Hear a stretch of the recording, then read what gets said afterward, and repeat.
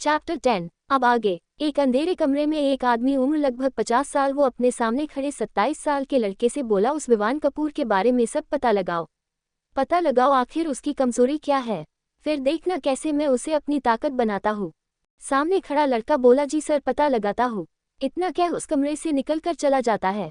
वो आदमी शराब का ग्लास अपने मुंह से लगा, अपने मन में सोचते हुए बोला, मैं तुमसे अपनी बेइज्जती का बदला लेकर रहूंगा।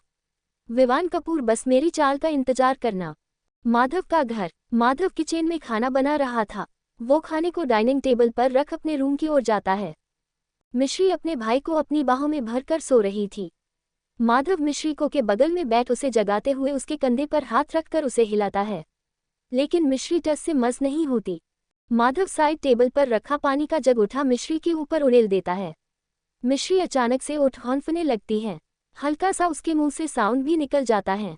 माधव हैरानी और मुस्कुराहट लिए बोला, तुम्हें अभी आवाज की। मिश्री का चेहरा ये सुन पीला पड़ जाता है। मिश्री अपनी गर्दन ना में हिला देती है। माधव मिश्री के भीगे उसके गाल पर चिपके बाल को अपनी 2 उंगली से पीछे करते हुए साइन लैंग्वेज में बोला, तुमने ध्यान नहीं दिया, लेकिन मैंने आवाज सुनी थी। देखना जल्द ही तुम्हारी आवाज वापस आ जाएगी। मिश्री अपना सरहा में हिला बेड से उठ वॉशरूम में चली जाती है। मिश्री अपनी पलकें झपका देती है। माधव आरव मिश्री के भाई को भी उसके कंधे से पकड़कर हिला उसे जगा रहा था, लेकिन आरव नहीं उठा। माधव अपने मन में बोला, दोनों ही एक जैसे है, खून पी रखा है मेरा। इतना कह माधव झुककर आरव को गोद में उठा दूसरे कमरे में ले जा वॉशरूम में खड़ा कर बोला, अब तो साले तुझे कैसे उठता हूँ। इतना कह माधव शावर ऑन कर देता है। आरव के सर पर जब पानी गिरता है वो अपनी आंखें खोल अचानक से शॉक्ड हो सामने माधव को घूर कर देख रहा था, मानो आंखों ही आंखों में उसे धमकी दे रहा था। माधव भी आरव के साथ भीग रहा था।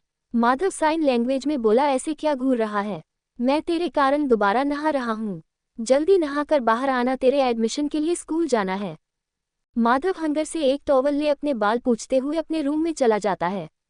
माधव जब रूम में आता है तो उसकी नज़र मिश्री पर जाती है जो ड्रेसिंग टेबल के सामने बैठी रेडी हो रही थी। जब मिश्री की नज़र माधव पर जाती है तो मिश्री माधव को घूर रही थी। माधव वार्डरोब से अपने कपड़े निकाल चेंज करने वॉशरूम में चला जाता है। जब वो बाहर आता है तो देखता है आरव अपनी कमर पर अपने साइज का टॉवल लपेटे अंदर आ मिश्री के पास चला जाता है। मिश्री उसे उसके कपड़े निकाल कर आरव को पहनने को देती है। आरव वॉशरूम में जाते हुए माधव को घूर रहा था। माधव मिश्री से साइन लैंग्वेज में बोला, ब्रेकफास्ट रेडी है, जल्दी आना। कुछ देर बाद मिश्री आरव मुंह फुलाए डाइनिंग टेबल पर बैठे ब्रेकफास्ट कर रहे थे। माधव उन दोनों को देख खुद से बोला, है भगवान, मैं इन दोनों का क्या करूं, कैसे एडजस्ट करूंगा मैं इनके साथ। कुछ देर बाद तीनों एक बधिर विद्यालय special school of deaf and डम के बाहर खड़े थे। वो लोग आरव का एडमिशन वहां करवा कर स्कूल से बाहर आ घर जाने के लिए खड़े थे। मिश्री के पास एक नोटिफिकेशन आती है। जब मिश्री इसे पढ़ती है तो वो माधव से साइन लैंग्वेज में बोली, मुझे कंपनी छोड़ दोगे, कुछ जरूरी काम है। थोड़ी देर बाद माधव अपनी कार ओबरॉय ग्रुप्स के बाहर अपनी कार रोकता है। माधव आज पहले बार मिश्री के ऑफिस आया था। माधव मिश्री से, तुम यहाँ काम करती हो, हैरानगी के साथ। मिश्री अपना सरहा में हिलाकर पीछे बैठे आरव से साइन लैंग्वेज में बोली, जीजू को रंग मत करना। आरव एक बार गुस्से से माधव को देख अपना सरहा में हिला देता है। मिश्री कार से उतरकर चली जाती है। माधव कार स्टार्ट कर आरव के साथ घर चला जाता है। दूसरी ओर राजीव एयरपोर्ट के बाहर खड़ा किसी का इंतजार कर रहा था। वो बार बार अपनी घड़ी में टाइम देख रहा था। तभी सामने आते एक कपल पर जाती है जिनके साथ एक लड़की भी थी।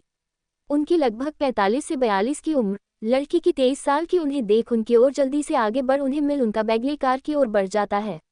कुछ देर बाद वे सभी कपूर मैंशन में लिविंग एरिया में बैठे चाय पी रहे थे, आपस में बात कर रहे थे। ये थे विवान के चाचा विनय कपूर, चाची मिसेज विधि, उनकी बेटी वेदा। सभी आपस में बैठे बातें कर रहे थे। तभी उनकी नज़र सामने से आती निमी पर जाती है। वामिक निमी को अकेले देख बोली, निमी बच्चे वीनू को कहाँ छोड़ कर आ गई।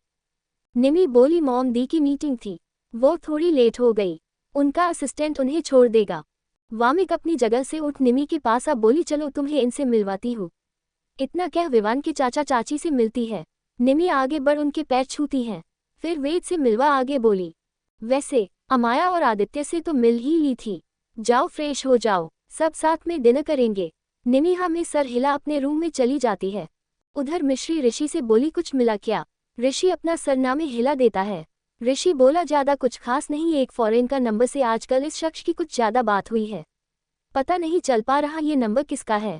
इस काम के लिए मैं अपने ओरिजिनल आइडेंटिटी का इस्तेमाल नहीं कर सकता। कोशिश करूंगा, कल तक सब फाइनल कर। घर जाओ, मॉम मुझे बार बार कॉल कर बुला रही है। मिश्री बोली, अच्छा अपना काम करो, मैं जाती हूँ। इतना कह मिश्री बाहर की ओर चली जाती है। इस समय ओबरॉय ग्रुप में उन दोनों के अलावा कोई भी मौजूद नहीं था। मिश्री कंपनी के बाहर आती है तो देखती है सामने कार के बाहर खड़ा माधव उसका वेट कर रहा था। वो माधव के साथ बैठकर वहां से चली जाती है।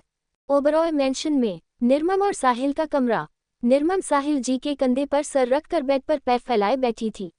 निर्मम भीगे गले से कहती है, साहिल जी हमारा घर हमारी बच्चियों की शादी के बाद एकदम सुना हो गया। अब तो वो हमसे पराये हो गए लगते हैं। काश हमारा बेटा आज जिंदा होता, उसकी भी शादी हो गई होती, फिर हमें ये घर काटने को नहीं दौड़ता। इतना कहते ही उनकी आंख से आंसू लुढ़क जाते हैं। साहिल जी निर्मम के चेहरे को अपने हाथों में थाम कर कहते हैं, शायद भगवान ने हमें ये 2 बच्चियों हमारे बेटे का दर्द भुलाने के लिए दी है। निर्मम सुबकते हुए बोली, मैं जानती हूँ, लेकिन क्या करूँ, एक माँ हूँ, बस खुद को रोक नहीं पाती। उसकी याद आती है, आज अगर वो जिंदा होता तो वो आज 28 साल का होता। साहिल जी निर्मम को अपने सीने से लगा उनके बालों को सहलाते हुए कहते हैं, हमें एक बेटे के बदले 2 बेटियां मिली है। 2 बेटियां का कन्यादान करने का पुण्य मिला, जो बड़ी सौभाग्य की बात है। मुझे आज भी याद है वो दिन जब वो दोनों हमें मिली थी। आगे जानने के लिए बने रहिए। Like share comment subscribe the channel.